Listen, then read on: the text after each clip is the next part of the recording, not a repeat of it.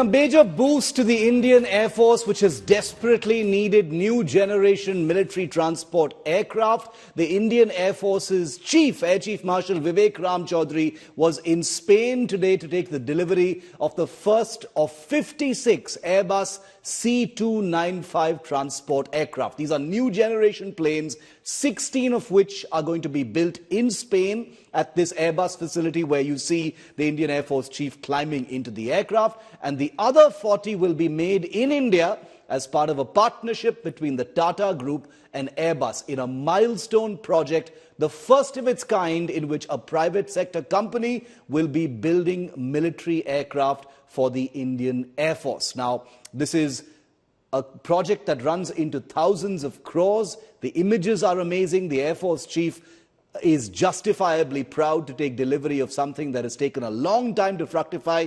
But here in India today, we're also proud because I was the only TV journalist who was in Spain right at this same facility just in July to bring you this report about the very same aircraft that's been handed over to the Air Force today.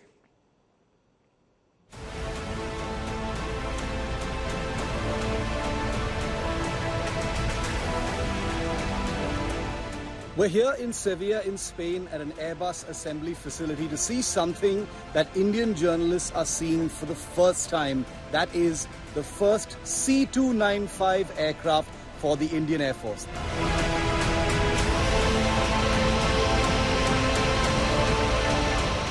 This aircraft is the first one that's been built by Airbus, a part of 16 such aircraft that are going to be built at this sprawling facility and delivered very soon. This particular aircraft is going to be delivered in just the next few weeks to the Indian Air Force, after which 15 more such aircraft will be built at this precise facility in Seville in Spain for delivery to the Indian Air Force.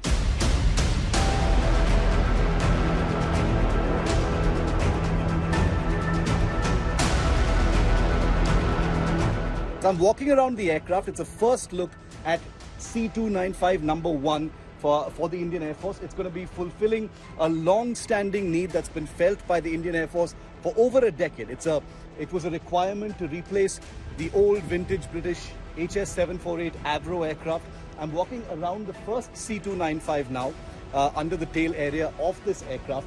The important thing about the C-295, remember, isn't the fact that the first 16 are going to be built here in Spain. And here in India today, we've gotten first access to the aircraft also because something very important is taking place back in India. 16 of these aircraft are going to be built here in Spain, but the other 40, as many of you will know if you've been watching India Today and my show, is that the other 40 are going to be built in Vadodara at a Tata facility.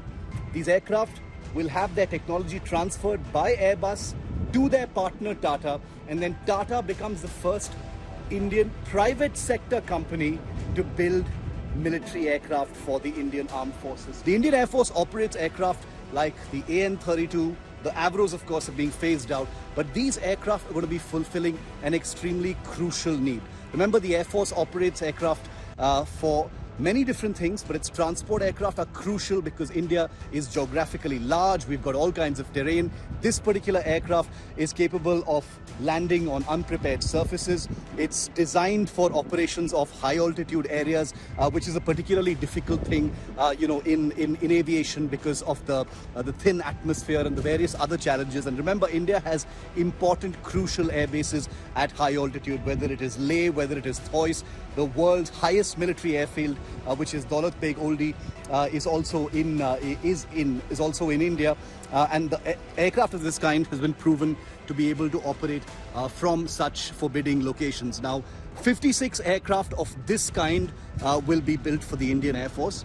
That number might go up because the Indian Air Force, apart from replacing its old Avros, also has to replace over 100 AN-32 aircraft. And AN-32s, remember, are of Ukrainian origin. Great aircraft, they're workhorses of the Indian Air Force, but they are also aging and will need to be replaced by new generation transport aircraft of the kind that the C-295 is. Whether or not that happens remains to be seen, but with an Indian factory churning out these aircraft, between now and 2031, it stands to reason that this very same aircraft should actually replace the AN-32. Apart from the Indian Air Force's own requirement, this is a very versatile aircraft in the sense it's not just a transport aircraft. Look at it as a bit of a Swiss Army knife. It depends on what you put into it. You can sling on a maritime radar, it becomes a maritime patrol aircraft. Very much like what the Indian Navy and the Indian Coast Guard are looking at. About 15 aircraft in total is what they're looking at. It can be used for land surveillance if you put on the right kind of sensor. The Border Security Force is looking for that kind of capability. If you add passenger seats, you can convert it into a short-haul regional airliner. India needs many hundreds of those kind of thing. If you add anti-submarine sensors and a torpedo capability, it can become an anti-submarine aircraft. If you put a radar on its back, it can become an airborne early warning platform.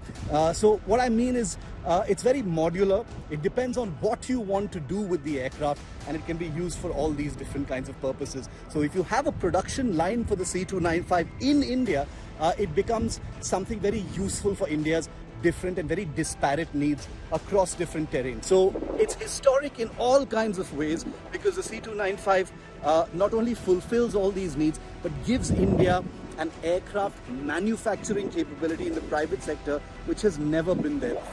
Airbus has had a long relationship with India, but this is for the first time that such an ambitious and landmark project is being executed. 56 of these aircraft being built 100%, almost 100% in India by the end of the entire program. In Seville, Spain, this is Shiv Arur for India Today. India's #1 political reporter. Defines what seems to be happening, vendetta politics. कोई दूध के से धुला हुआ नहीं है. Unmatched eye, unmatched experience. The world has changed. My black hair has become grey as well. And with unmatched passion for the story. Do not monopolize the conversation. When it's 100% news that matters. It's News Today with Rajdeep Sardesai. Monday to Friday, 9 p.m. Only on India Today TV.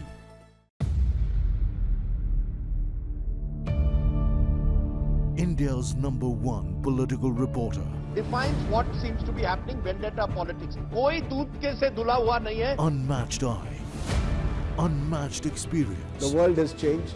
My black hair has become grey as well. And with unmatched passion for the story. Do not monopolize the conversation. When it's 100% news that matters.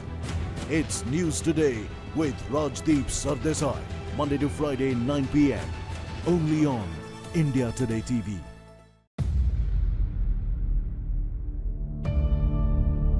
India's #1 political reporter.